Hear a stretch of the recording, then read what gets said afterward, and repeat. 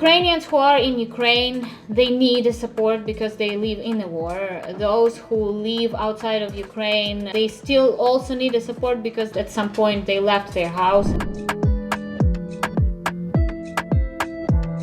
As you know, the war is still going. But people still live there somehow. They deal with all this chaos and all these air raid alerts. But I can tell you one thing, that Kyiv has the best air defense in Ukraine, because this is the capital, because we have all the governments there. So obviously it's the most protected in terms of protection of the missiles and drones. So again, there's always the risk, because you're going to the country where the war is happening still, unfortunately, and it's not better than it was. I can just tell you. I know the news right now are not very focused on Ukraine anymore. So many people are pretty surprised that the war is still going in Ukraine, so they just don't know that it's still going, but it is, unfortunately. But again, just make sure to be careful. Kyiv is not that bad. It's more eastern part of Ukraine, which is bad. But, okay, me and 9 brave men are going. Let's put it yes.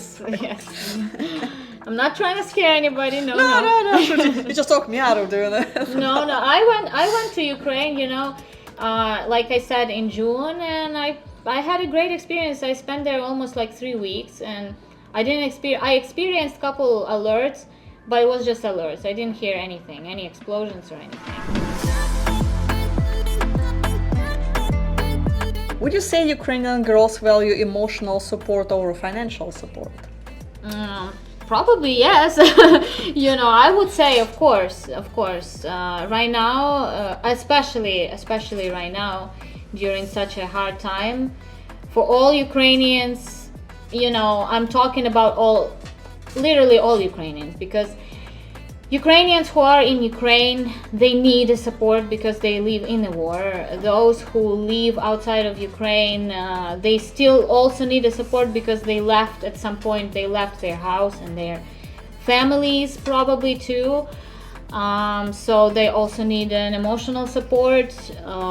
So yeah, definitely, this is something all of us need, all Ukrainians need, because the 3rd year of the war and we don't see the end of it. So yeah, definitely will be appreciated. But also don't forget that emotional support is important, but also financial aspect of relationship also is a factor, because when she's gonna be coming here, remember, she won't be able to work for a while. She's gonna be even if she wants to work and continue her career, she won't be able to for some time.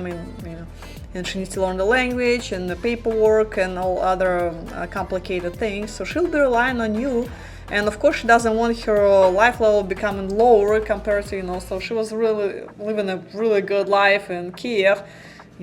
She really doesn't want to downgrade that much. I understand like every couple has ups and downs, but she wants to keep at least certain level or whatever she had at home. Yes, of course. And I can tell that, I cannot tell about all Ukrainian women, but at least like those Ukrainian women I know, they don't feel like asking for any financial support. They don't like to owe anything. So you shouldn't expect her to ask for money or anything like that.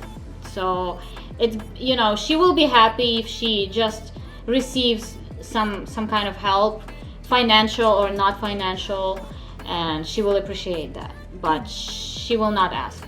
Ukrainian women are very proud. Yes, and I'm gonna for them. Again, there are exceptions, but for the most of women, just too proud to ask for it, even though in some cases they will need it. So, but that's up to you.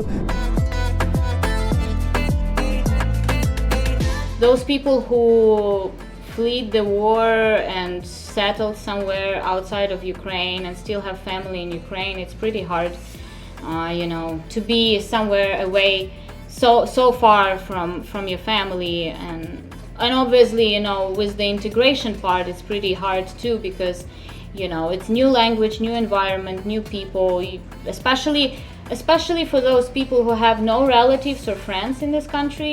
It's pretty hard. So this is challenging for most of Ukrainians.